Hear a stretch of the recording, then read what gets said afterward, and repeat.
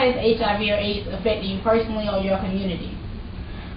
It's had no effect on me. I can't name one person I know that has HIV, so it really hasn't had any impact on me.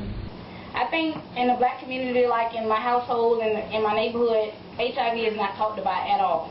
I didn't hear about HIV until I got to high school, and people that was like a HIV person came to me and talked to me about HIV. I didn't know anything about it, so I feel like it's not talked about. I feel like it's a lot of people in my community that, like my godmother passed away from HIV, and she didn't know it. And it's a lot of people like that in my community that has HIV or is at risk of having HIV, but they just don't have the proper information they need or the support they need to go farther. I think because the African American community isn't as educated as we should be, I think that's what causes us to have, that's why a lot of problems that, like with diabetes and things like that, I think that's why we don't handle them the way that we should.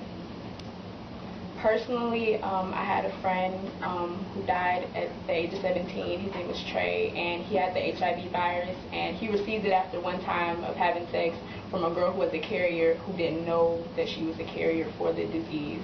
So it affected us because it showed me that even when you think that you're doing everything the right way, because he had been with her for years and years, they had never had sex, and just one time without a condom, that's all it takes.